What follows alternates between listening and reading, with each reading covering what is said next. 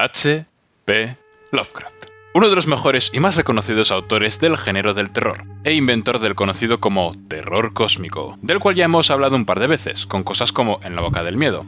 Y es que la influencia que han tenido los escritos de este hombre han cambiado para siempre la historia del género. Y eso es algo que se ha notado no solo en el medio de la palabra escrita, sino también en otros. Ha habido de hecho muchísimas películas que han tenido gran éxito, que hayan sido o adaptaciones directas de obras de Lovecraft, como no con una relación directa con él, pero claramente tomando algo prestado de esos conceptos. Pero un medio que parece resistirse ahora y siempre al invasor son los videojuegos. Y es que, por algún motivo, los desarrolladores o las compañías o a quien haya que apuntar parece que no logran adaptar bien a Lovecraft. ¿Ha habido intentos? ¡Oh, ha habido intentos! Uno de los ejemplos más famosos fue Dark Corners of the Earth, un juego que adapta directamente varias obras de HP, concretamente La sombra sobre Innsmouth, el cual, aunque sí que es cierto que pilla muy bien la atmósfera y sobre todo los visuales de lo que sería el buen Lovecraft, al final del día es un juego en el que vas con una pistola en mano pegando tiros por ahí. Tiene partes muy buenas, de nuevo, es a día de hoy una de las adaptaciones mejores conocidas por un motivo, pero en mi humilde opinión se queda algo corto en el departamento de representar verdaderamente la experiencia de estar leyendo una novela de Lovecraft, pero en videojuego.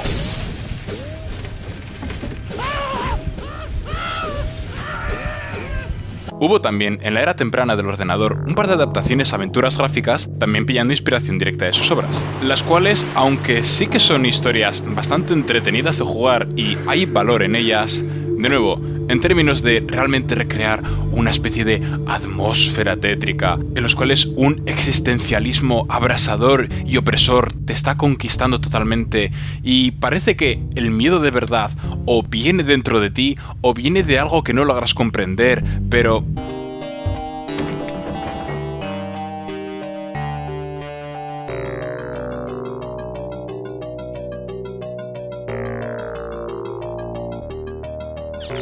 Doctor, come back. I must show you this. Esto no es, esto aquí tampoco es. Pero sí que era un paso en la dirección adecuada, porque la aventura gráfica sí que puede ser el vehículo adecuado para transportar todas estas ideas al videojuego.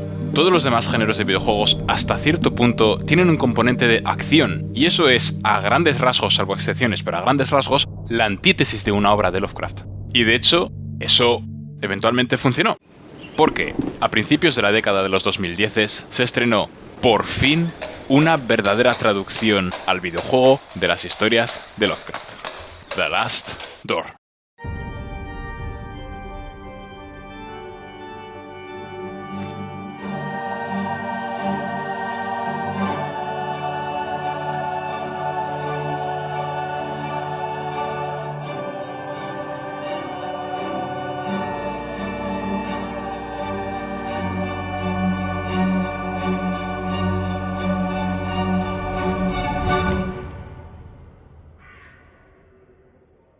Tengo muchísima nostalgia e historia con este videojuego.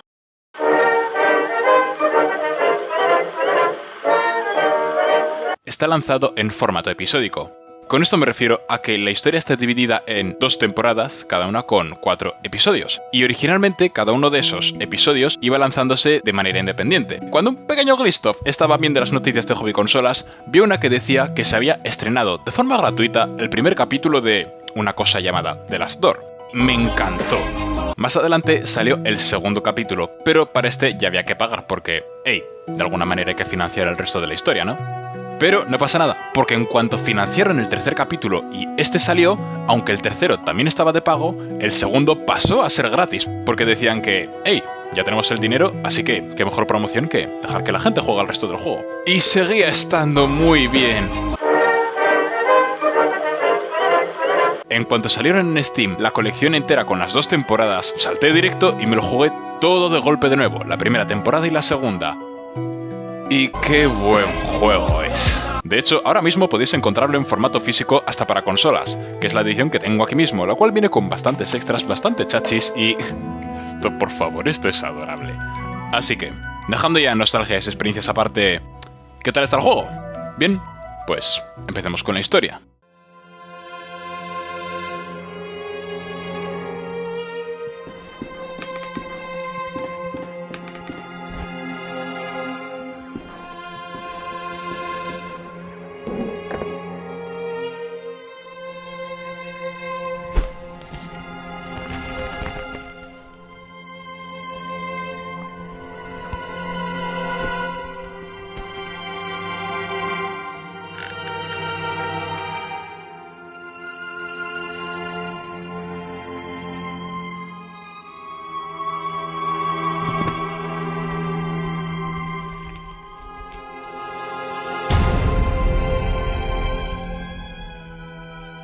En el Londres victoriano del siglo XIX, Jeremiah David recibe una carta de su antiguo amigo Anthony Beechworth, el cual le está implorando que vuelva a su mansión porque una gran amenaza se cierne sobre ellos, algo que está íntegramente relacionado con algo que hicieron en el pasado. Jeremiah se dirige inmediatamente a la mansión de su amigo para poder descubrir qué es lo que pasa, pero para cuando llega al lugar, este está totalmente desolado. Y así es como empieza el primer capítulo, con nosotros investigando la mansión e intentando encontrar dónde está Anthony o qué ha pasado con todo el mundo. Pero para cuando encontramos a Anthony, bueno.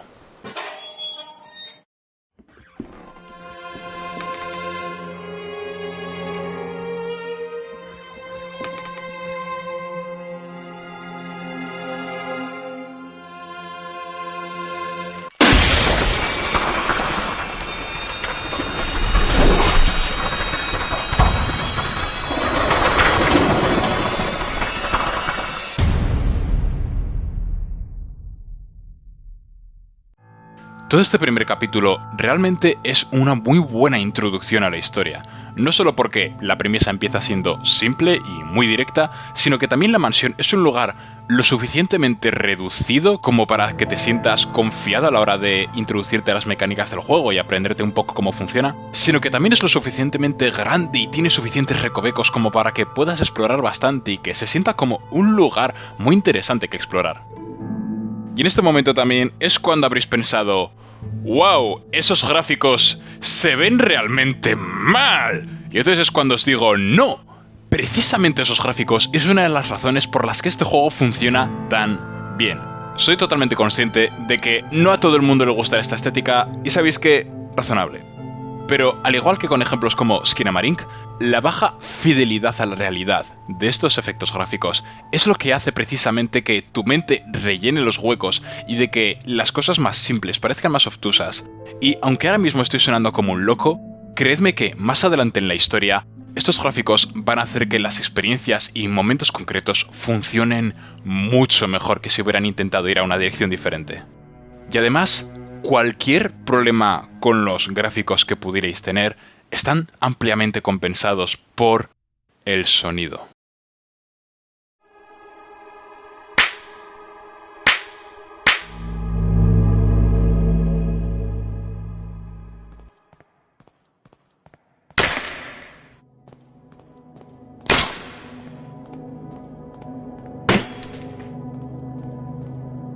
Jugar este juego con auriculares o con un buen equipo de sonido es prácticamente requerido porque es un factor que está tan cuidado para meterte en la atmósfera que no es normal.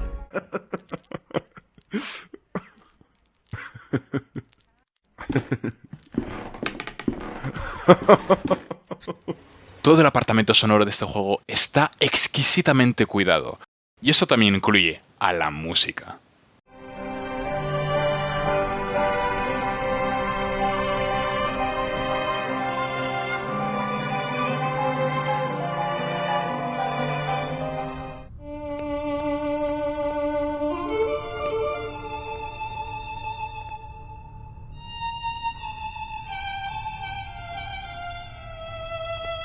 Carlos Viola es un crack a la hora de hacer bandas sonoras y con esta en concreto se ha marcado un flex muy importante.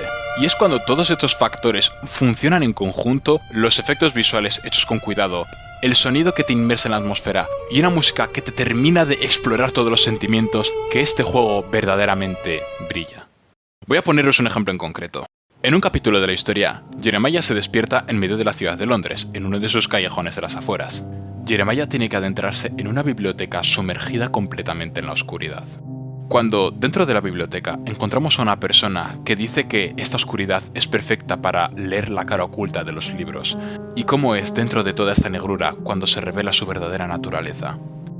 Adentrándonos un poco más en esta estructura, encontramos un pasaje hacia los pasadizos subterráneos de la ciudad. Y es en ese momento cuando tú, como jugador, eres recibido a esta parte del juego así.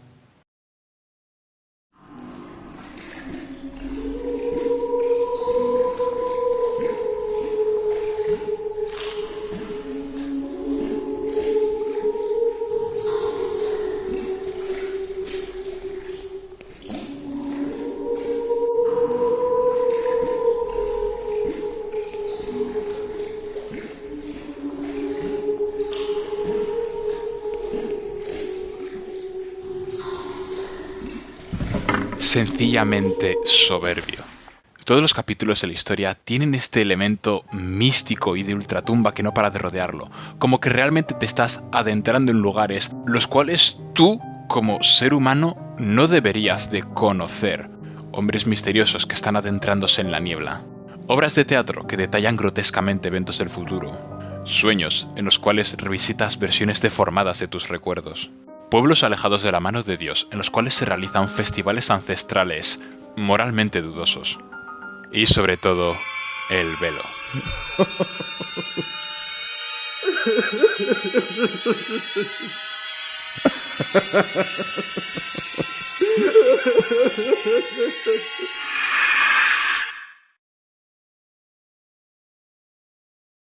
The Last Door es inevitablemente la obra cumbre que mejor adapta lo que es el terror cósmico para un videojuego. No solo en términos de la ambientación, el look y la historia, sino que también, como videojuego, te mete en esa atmósfera. Porque aquí no tienes una pistola, aquí no tienes que derrotar enemigos, aquí solo tienes que utilizar todos los objetos que vas encontrando para intentar avanzar por estas tierras y adentrarte más y más dentro de esta extraña obra que no sabes qué clase de loco ha podido escribir. Con todo eso, tengo más cosas que decir, pero al igual que Jeremiah, creo que deberíais ser vosotros los que descubréis los secretos que encierra esta trama. Así que, sí.